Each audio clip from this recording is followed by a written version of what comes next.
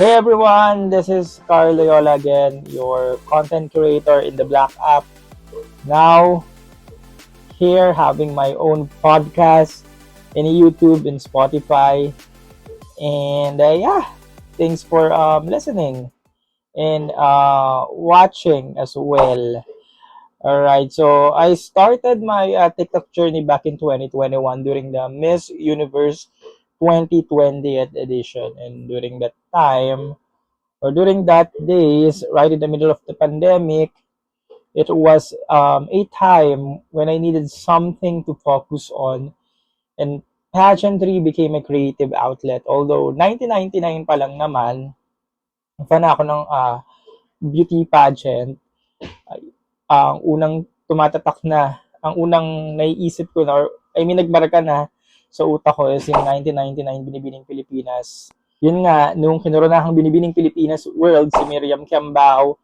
And then Lalaine Edson won the Binibining Pilipinas International. And then there's Janelle Bautista, who won the top crown of the Binibining Pilipinas Universe. But eventually, during the latter part, na dethrone nga si Janelle Bautista at kinoronahan as Binibining Pilipinas Universe si Miriam. Tapos si Lalaine Edson, siya yung nagkuha or nag-adapt ng Binibining Pilipinas World title.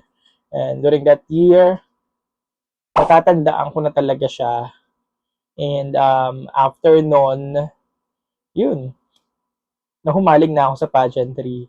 And then, after ng Binibining Pilipinas 1999, the next na nangyari is yung Miss Universe.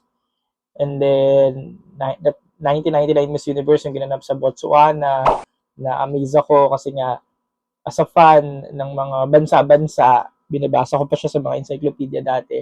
So, na-amaze ako pag yung Philippine delegate na nanalo sa national pageant ay nakarating dun sa host country, which is during that year, Botswana nga. So, amazing siya for an elementary student like me. Like I was, ilang taon ba ako noon? 8, 9, 10? So, amazing siya talaga for me.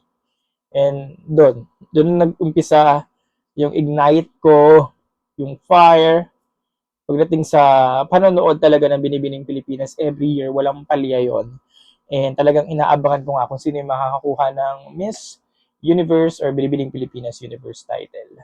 So before I became a content creator, syempre marami naman na tayong mga vloggers, especially yung mga nasa YouTube na pinapanood back then. Although nag-start ako na nagbabasa ata ako sa mga forum sa internet, though hindi pa ganoon kalakasan ng social media noon back in the early 2000. Nagbabasa lang tayo ng mga forums dun sa internet nga, sa mga Yahoo forums, MSN, yun. Yung sociology pages, meron na rin ata, no, pero hindi ko na siya matandaan. Pero yun nga, doon lang tayo nakikibalita noon. Or sa mga newspapers. And then, nung nag-college na ako, doon na lang yung time na nauso na nga yung mga YouTube vloggers, blah, blah, blah. Yan. Pero, doon pa lang sa mga write-ups, yung mga vloggers sa BLOGGERS pa lang tayo, nakikibalita.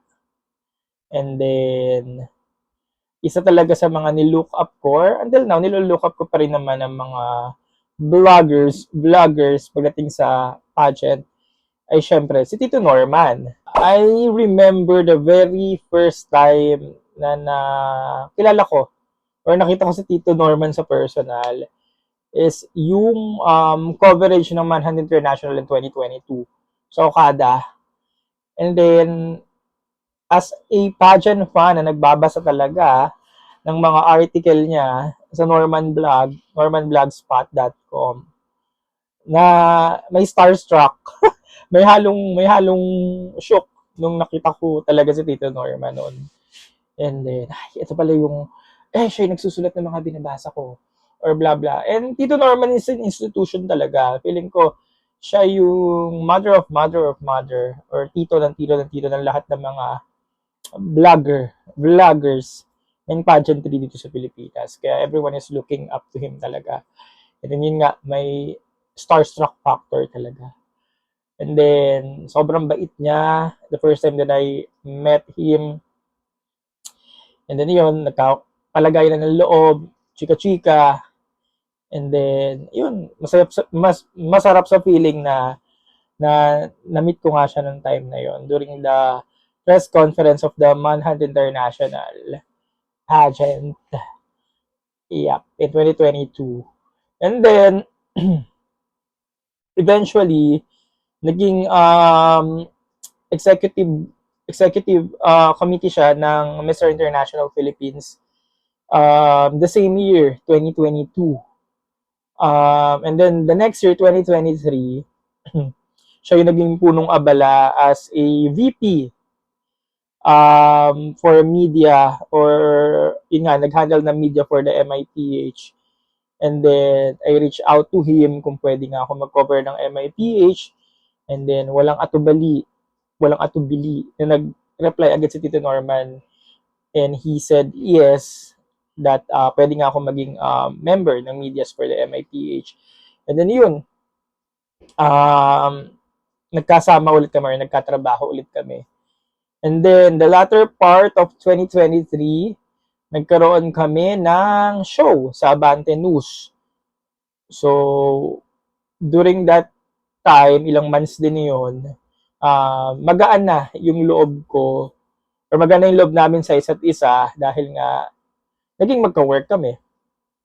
And, yung mga time na yun, syempre, may mga, ano pa rin talaga ako, na hindi ako makapaniwala na nakatrabaho ko na ang nag-iisang Tito Norman during that year. Grabe yun. Tapos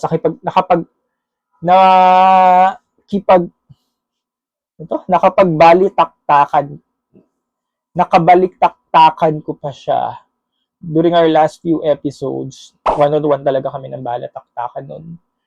And yun nga, from dati na binabasa ko pa lang yung article niya in 2010, 11, 12. And then sino nga mag-aakala 2024, makakabalitaktakan ko na ang nag-iisang Tito Norms. And then yun.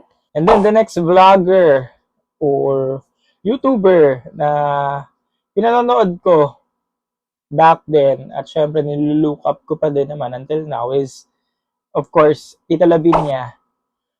2018, nasa Pilya pa siya noon.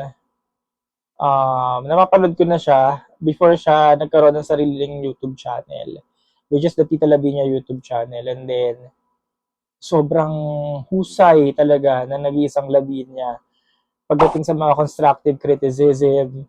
And grabe din ang mga choice of words niya.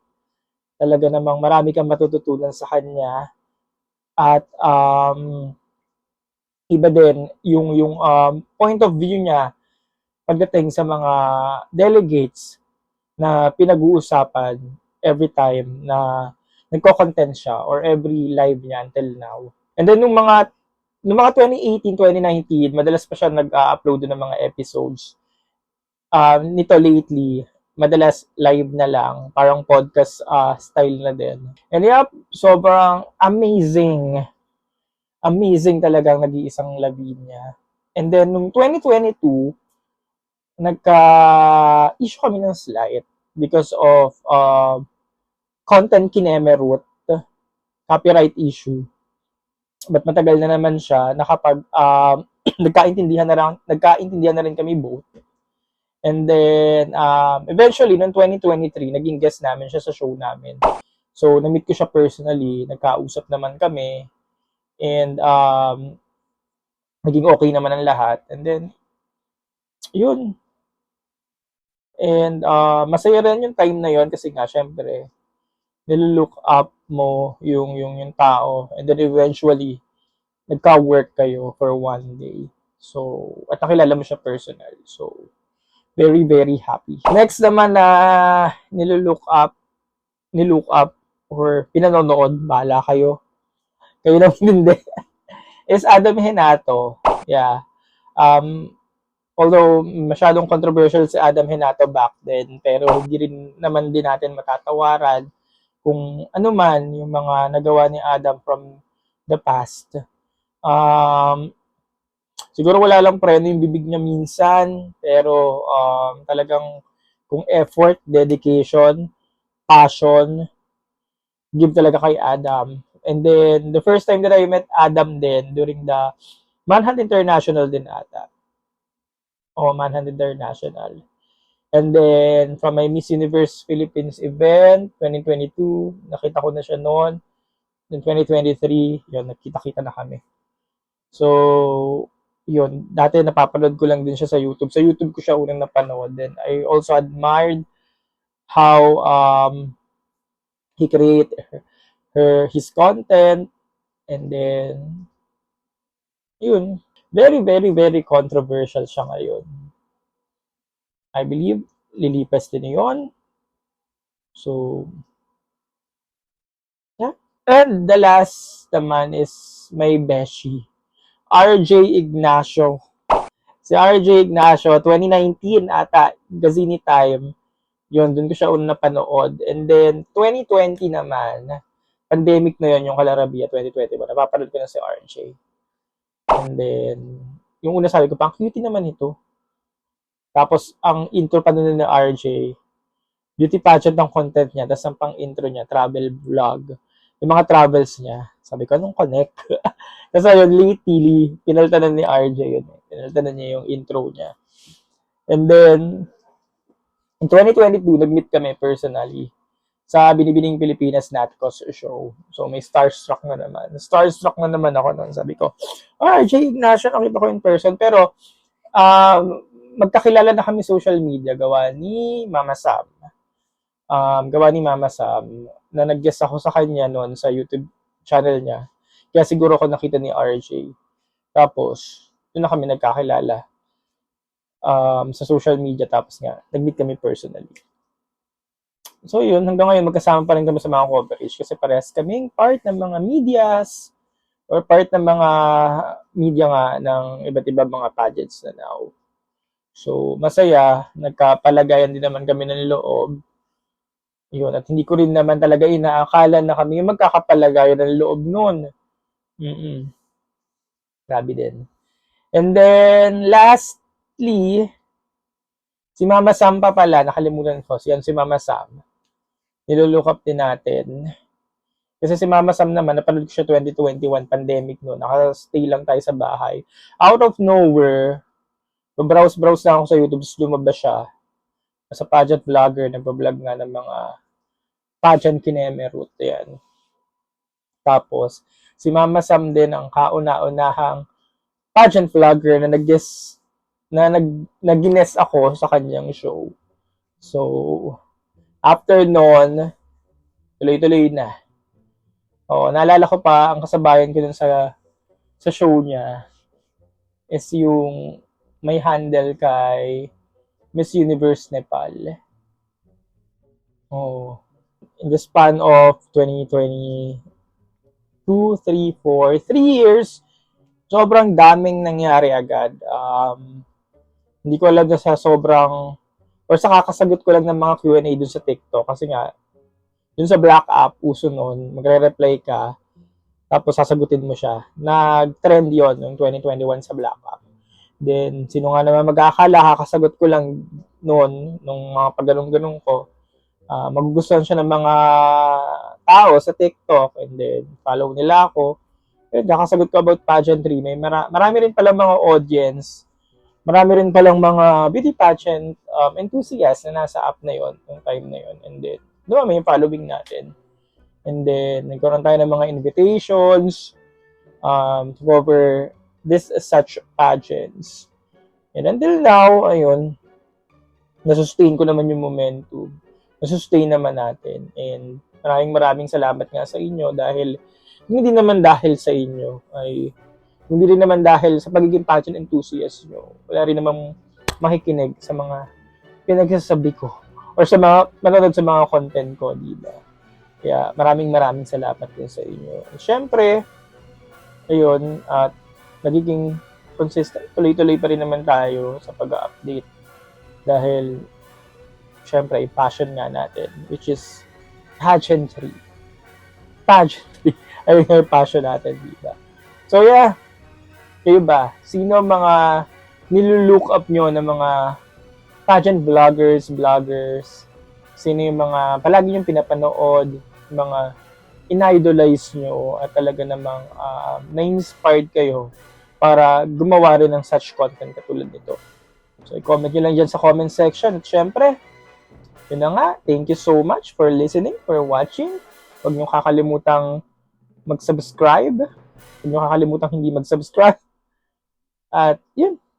See you again sa susunod na video. Bye!